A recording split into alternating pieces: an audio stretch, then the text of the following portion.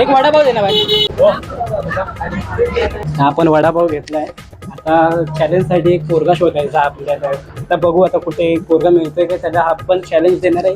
हा वडापाव आहे ना तो फक्त 2 बाईटमध्ये खायचा आणि जो 2 बाईटमध्ये खाईल ना त्याला हे 800 रुपये. बाबा तुझ्यासाठी एक चॅलेंज आहे.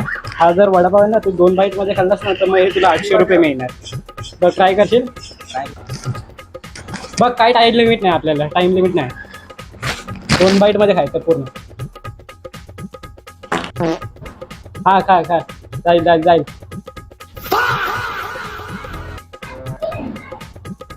बघ अजून केवढा उरलाय बघ. जाईल काय हा?